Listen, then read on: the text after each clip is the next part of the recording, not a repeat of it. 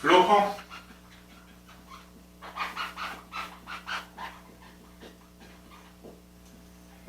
magnético. Recuerden, así como hallamos flujo eléctrico, que es la cantidad de líneas de fuerza que atraviesan una superficie cualquiera, líneas de fuerza del campo eléctrico, el campo magnético también se pueden expresar en términos de líneas de inducción, se llaman líneas de inducción. Entonces podemos decir que el flujo magnético se puede expresar como la cantidad de líneas de inducción que atraviesan una superficie cualquiera. Supongamos que aquí tenemos una superficie S, y que por acá atraviesa una línea de inducción de un campo magnético. Atraviesan esta superficie.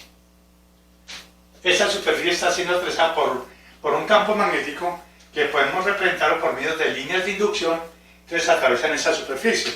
Como estas líneas de inducción atraviesan esa superficie, se produce un flujo magnético a través de la superficie. Y podemos decir, miren bien que se puede decir lo mismo que se dedujo el flujo eléctrico, podemos decirlo acá, pero no vamos a volver a repetir esa deducción, porque lo único que cambia es que en vez de ser E campo eléctrico sería B. Nos quedaría que el flujo magnético es igual a la integral de superficie de B punto ds. B.ds. Ese es el flujo magnético que atraviesa una superficie cualquiera.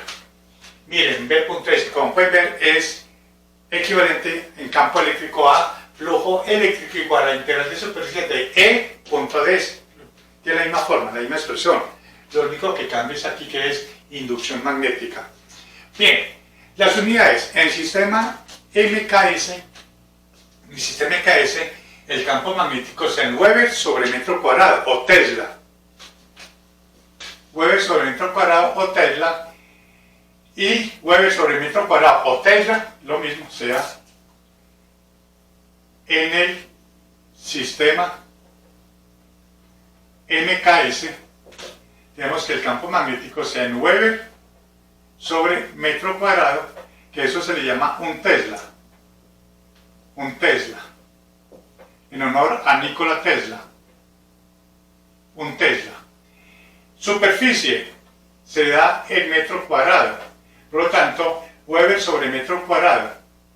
Flujo magnético sea Weber sobre metro cuadrado por metro cuadrado, cancelamos metro cuadrado, nos quedaría en Weber. O sea, WB. Weber. Esa es la unidad del flujo magnético en el sistema MKS. Ahora, en el sistema CGS, el campo magnético, el sistema CGS electromagnético, va a ser esa connotación. Electromagnético, sistema CGS electromagnético, el campo magnético se da en Gauss. Voy a colocarlo acá porque es importante. En el sistema CGS electromagnético, el sistema CGS electromagnético, el campo magnético se da en Gauss. En Gauss se abrevia con la letra G mayúscula. El área, centímetros cuadrados. Por lo tanto, el flujo magnético se da en Gauss por centímetro cuadrado. Y eso se da el nombre de Maxwell. Un Maxwell es un Gauss por centímetro cuadrado. Un Gauss. Entonces, el campo magnético en el sistema CGS se da en Gauss, y es una cantidad que se utiliza mucho en la práctica, el Gauss o el Tesla. Entonces, por eso les voy a colocar la equivalencia entre un Tesla y un Gauss. Un Tesla equivale a 10 a la 4 Gauss. Les doy esa equivalencia porque se utiliza mucho. ¿Por qué? Debido a que en los problemas se puede dar es muy común dar las unidades del campo magnético en Tesla como en Gauss, es muy común. Entonces, para resolver problemas siempre hay que utilizar el sistema MKS. El sistema MKS, o sea, el Sistema Internacional de Unidades. Por lo tanto, si nos dan las unidades del campo magnético en Gauss, primero que todo hay que convertirlo a Tesla, para trabajar en el sistema MKS. Bien, esa es la unidad de flujo magnético. Como pueden ver, es un producto punto y el producto punto nos da una función escolar que es el flujo magnético. Observen, al ser un producto punto significa que si el campo magnético con diferencial de superficie, que ustedes ya saben que el diferencial de superficie es un vector perpendicular a la superficie, acá es un vector perpendicular a la superficie, ese sería el ángulo θ entre el diferencial de superficie y el campo magnético. Entonces, ¿cuándo ocurriría el flujo máximo? Es cuando el ángulo θ será 0 grados. B por DC coseno 0 nos da 1, tendría un flujo máximo. ¿Y cuándo ocurre eso? Cuando las líneas de inducción atraviesan perpendicularmente la superficie. Ahora, ¿cuándo el flujo total sería 0? Pues cuando las líneas de inducción pasan rozando por la superficie. Si pasaran rozando, por ejemplo, así de esta manera, el diferencial de superficie es perpendicular, pero el campo magnético pasa rozando, o sea, en esta dirección, forman un ángulo de 90 grados. Es lo mismo cuando analizamos el concepto de flujo eléctrico. Por lo tanto, al no atravesar la superficie, el flujo total sobre esa superficie va a ser 0, el flujo magnético. Si el ángulo formado entre el campo magnético y el diferencial de superficie nos da 90 grados. ¿Cuándo ocurre eso? Cuando el campo magnético pasa rozando la superficie. Bien, ley de Gauss. El magnetismo. Ley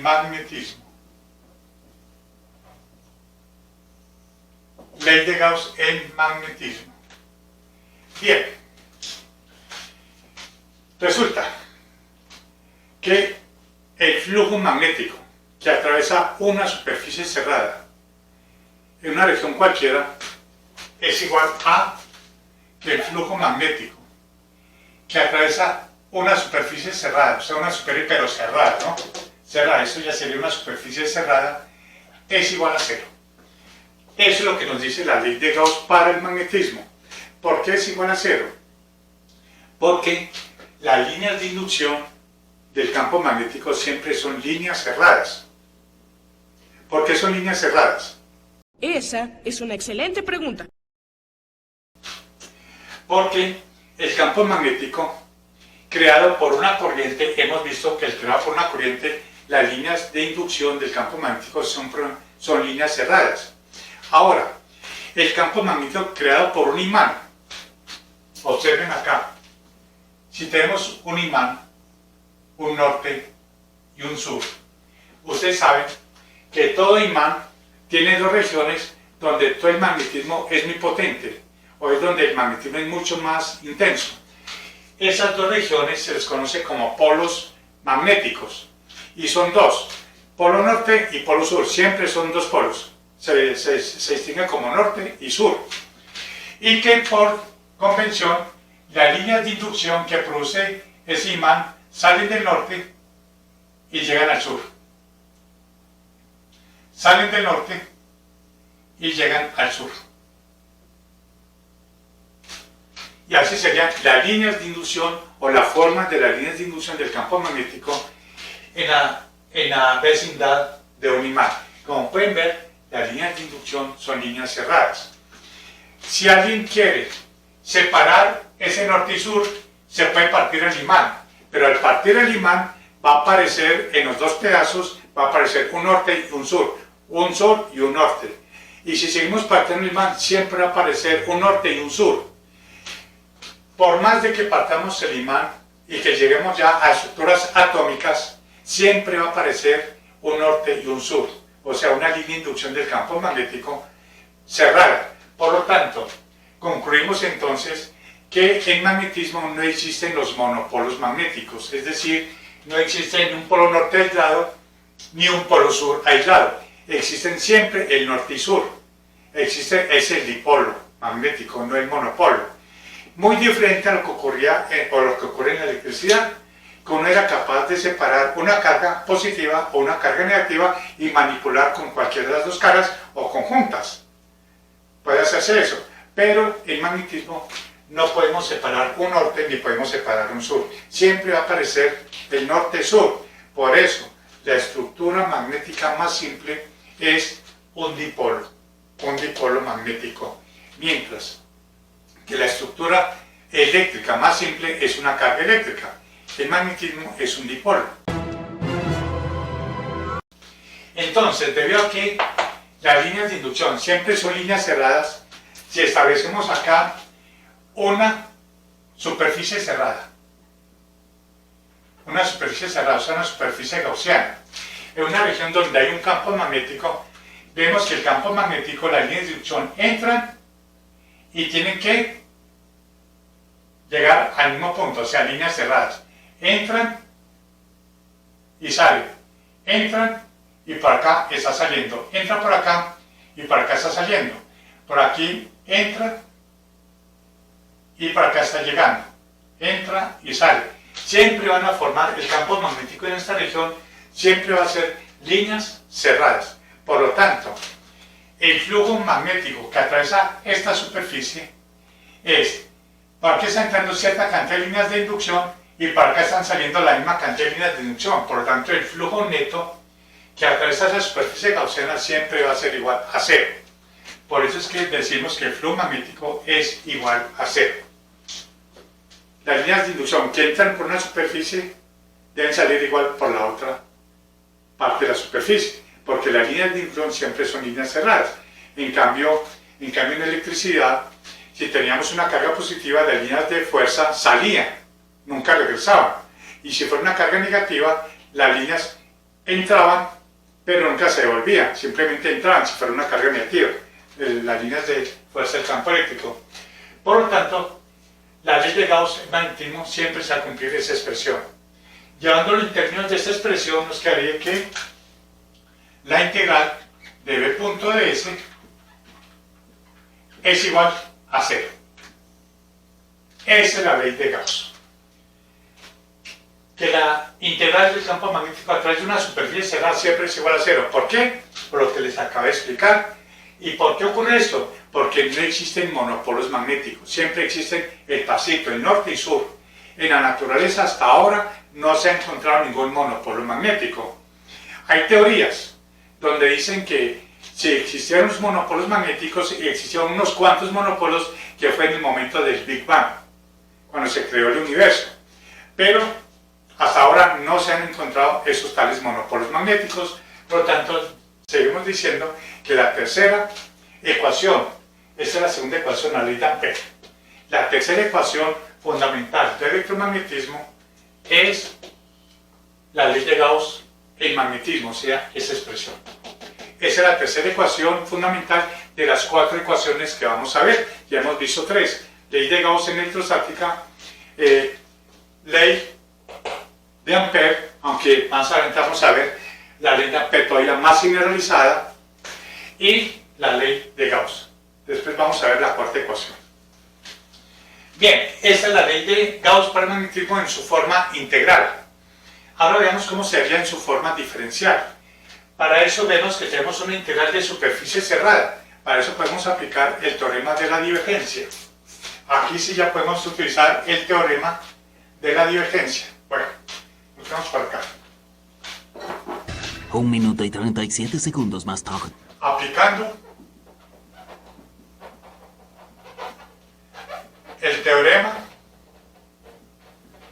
de la divergencia, decimos que saquemos el límite cuando delta de volumen tiende a 0 de 1 sobre delta de volumen de la integral de B punto ds, y haciendo lo mismo al otro lado, pues esto de todas maneras nos da 0.